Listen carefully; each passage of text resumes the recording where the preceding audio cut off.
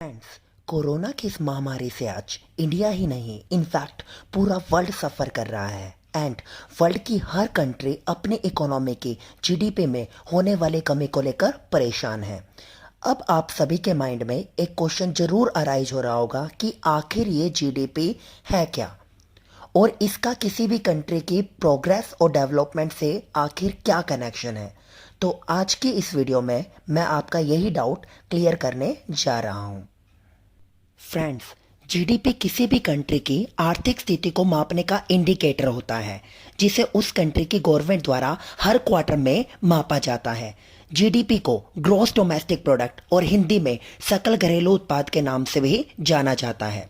Generally एक accounting year में किसी भी कंट्री की बाउंड्री लाइन के अंदर जितनी भी गुड्स एंड सर्विसेज का प्रोडक्शन किया जाता है उसके मार्केट प्राइस को अर्थात बाजार मूल्य को ही ग्रॉस डोमेस्टिक प्रोडक्ट कहा जाता है। फॉर एग्जाम्पल, इंडिया में इस साल 4000 चेयर्स का प्रोडक्शन हुआ और पर चेयर का मार्केट प्राइस 100 रुपीज डिसाइड किया गया। इट मीन्स इंडिया की कुल जीडीपी 4000 इंटू में 100 4 लाख रुपीज मापी जाएगी। बट जीडीपी के अंतर्गत केवल डोमेस्टिक कंट्री में प्रोड्यूस होने वाली ही वस्तु और सेवाओं के उत्पादन को शामिल किया जाता है, अर्थात अन्य कंट्री से इंपोर्ट किए गए माल को जीडीपी का पार्ट नहीं बनाया जा सकता क्योंकि वो उसी कंट्री की जीडीपी का पार्ट बनती हैं जिस कंट्री में उसे एक्चुअलिटी में प्रोड्यूस किया गया था, ना कि जिस कंट्री ने उसे इंपोर्ट किया है। फॉर एग्जाम्पल, इंडिया चाइना से electronics item, machinery, plastic etcetera import करता है और इसके अपोजिट इंडिया के थ्रू गरम मसाले, कॉटन, टी आदि को एक्सपोर्ट किया जाता है। परंतु जब आप इंडियन जीडीपी को कैलकुलेट करने जाएंगे तो इंडिया के थ्रू चाइना को जो जो कंपोनेंट्स एक्सपोर्ट किए गए हैं जस्ट उन्हें ही इंडियन जीडीपी का पार्ट बनाया जाएगा, ना कि जो वस्तुएं और सेवाएं इंडिया से इंपोर्ट की गई हैं उन्हें। अब हम चर्चा करेंगे जीडीपी को कैलकुलेट करने के फार्मूले की। GDP is equal to C plus I plus G plus में एक्स माइनस में एम। यहाँ पर C stand for consumption expenditure, I represent करता है इन्वेस्टमेंट को, जी रिप्रेजेंट करता है गवर्नमेंट एक्सपेंडिचर को और एक्स माइनस में M is equal to net export. X का मतलब एक्सपोर्ट, एम का मतलब इंपोर्ट और एक्सपोर्ट में से इंपोर्ट को लेस करने के बाद जो उसका नेट कंक्लूजन आता है वो होता है नेट एक्सपोर्ट और इन्हीं के सम टोटल को जीडीपी माना जाता है। इसे एक एग्जांपल के थ्रू क्लियर करेंगे।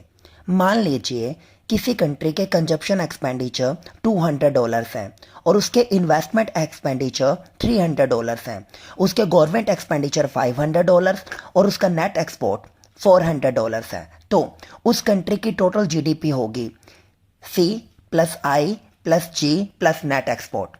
It means 200 plus 300 plus 500 plus 400, तो उसकी टोटल जीडीपी बनती है 1400। जीडीपी में 3 सेक्टर्स को शामिल किया जाता है जिसमें पहले नंबर पर एग्रीकल्चर सेक्टर आता है, दूसरे नंबर पर इंडस्ट्रियल सेक्टर आता है और तीसरे नंबर पर सर्विस सेक्टर को शामिल किया जाता है। एग्रीकल्चर सेक्टर में किसानों को शामिल किया जाता है जो कच्चे माल के उत्पादन का कार्य करते हैं।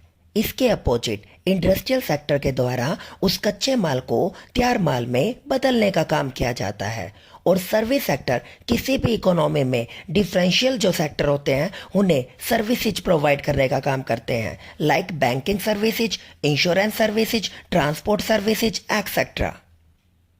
इन्हीं तीनों सेक्टर्स में उत्पादन बढ़ने या घटने के आधार पर ही किसी कंट्री की जीडीपी को कैलकुलेट किया जाता है।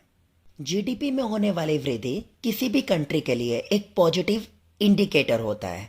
इट मीन्स उसकी कंट्री में गुड्स एंड सर्विसेज का प्रोडक्शन कॉन्टिन्यूसली बढ़ता जाने लग रहा है और जैसे जैसे प्रोडक्शन इंक्रीज होता है उसके अपोजिट प्रोडक्शन कॉस्ट रिड्यूस हो जाती है। दूसरी तरफ प्रोडक्टिविटी बढ़ने से एम्प्लॉयमेंट जनरेट होती है और एम्प्लॉयमेंट जनरेट होने से पर capital income plus national income दोनों में इंक्रीमेंट होता है जो हमारी कंट्री के लिए एक पॉजिटिव इम्पैक्ट होता है। तो फ्रेंड्स, अब आपको क्लियर हो चुका होगा कि जीडीपी एक्चुअलिटी में है क्या और इसका क्या कार्य होता है। अगर आपको मेरी ये वीडियो अच्छी लगी तो प्लीज़ मेरे चैनल को सब्सक्राइब कर दीजिएगा और बेल आइकन को दबा दीजिएगा, जिससे आने वाले समय में मैं बेस्ट से बेस्ट वीडियो आपके सामने ला सकूं। Thank you so much.